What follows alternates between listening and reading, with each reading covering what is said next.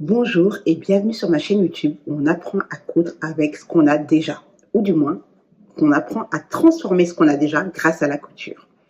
Dis-moi, tu crois que c'est trop compliqué, que t'as pas la patience, pas le bon matériel, pas les bases? Figure-toi que moi aussi je pensais comme ça. Jusqu'au jour où j'ai osé me lancer, un peu à l'arrache, t'avouerai, avec ce que j'ai déjà. Tu sais quoi? C'est une des meilleures décisions que j'ai prises pour moi. Aujourd'hui, je vais te raconter comment j'ai commencé et pourquoi toi aussi tu peux y arriver, même sans être manuel, même sans avoir une machine de pro. Mon tout premier pas. Quand j'ai commencé, je t'avouerai que je cherchais pas à devenir couturière, hein. Je voulais juste me sentir mieux dans mes fringues, mieux dans ma peau. J'avais des vêtements que j'aimais beaucoup, mais j'arrivais pas à les jeter. Des pièces qui étaient des pièces qui étaient liées à des souvenirs, à des émotions.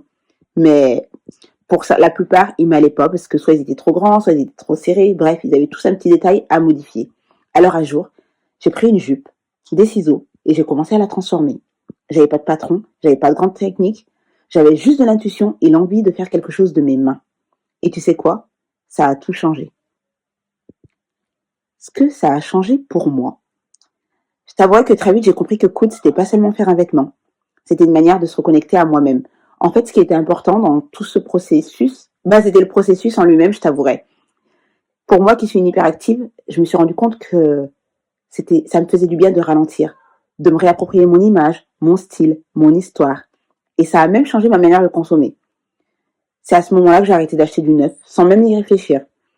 J'ai commencé à flâner dans les friperies, à regarder ce qui se faisait de beau dans l'ancien, les belles soies, les belles coupes, les belles finitions, les belles coutures. Bref, j'ai commencé à voir mon dressing autrement. D'ailleurs, je sais pas si tu l'as vu, mais ma vidéo précédente, j'en ai beaucoup parlé dans ma vidéo précédente, et si ton dressing te racontait. Donc n'hésite pas à aller la visionner, je te mets le lien en dessous, et tu verras que toi aussi tu peux le faire.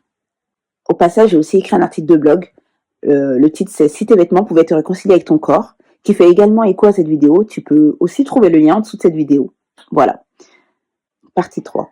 Et toi, tu peux aussi le faire. T'as pas besoin de tout savoir pour commencer. Ce qu'il faut, c'est oser, faire un premier pas. Un ourlet, un t-shirt transformé, un petit sac dans un vieux rideau. Peu importe, on s'en fiche de ce que tu vas faire. Le plus important, c'est de te lancer. C'est pas parfait? Tant mieux. C'est toi, c'est à ton image. D'ailleurs, qui est parfait, franchement? Aucun l'est. Aucun d'entre nous n'est parfait. Et ce qu'on aime chez toi, par exemple, c'est ce qui fait que tu es différent. Et c'est ce qui va te faire aimer ton vêtement. C'est cette différence-là. Et moi, je suis là pour t'accompagner dans ce processus. En fait, faut pas te poser de questions.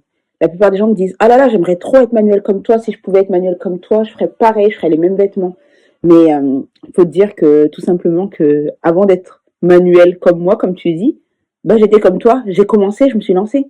L'avantage, c'est que j'avais cette faculté à pas essayer de comprendre le pourquoi du comment, à pas me dire « Ah, je vais faire ci », à pas me lancer des défis trop gros. Je voulais faire un truc, j'essayais. Si ça marchait pas, tant pis. Je réessayais autrement. Mais le peu que j'avais essayé, j'étais super contente. Donc ça me donnait encore plus la motivation d'aller plus loin. Et c'est ça qu'il faut garder en tête. Et c'est comme ça que tu vas y arriver, en fait, tout simplement. Il faut dédramatiser. Il faut pas se mettre la pression. Il faut pas que tu te dises « Ah, je vais devenir une couturière professionnelle ». On s'en fiche. En fait, ce qu'il faut que tu te dises, c'est que la couture, c'est l'outil qui va te permettre de te sentir mieux dans les vêtements que tu as déjà. Qui va te permettre de transformer ta garde-robe. Qui va te permettre de créer des vêtements à ton image. C'est juste un outil. Et comme tout outil, ça s'apprivoise. Voilà, tu sais à peu près tout maintenant du coup. Si tu sens que c'est le moment pour toi de te lancer, même tout doucement, travaille en ce moment sur un programme pour t'aider à transformer ta garde-robe, retrouver du sens dans ta manière de t'habiller. Je te mets le lien en dessous de cette vidéo pour recevoir les informations en avant-première dès que ce sera terminé. Et si cette vidéo t'a inspiré, je te laisse me mettre un petit mot en commentaire parce que je t'avouerai que je lis tout, toujours.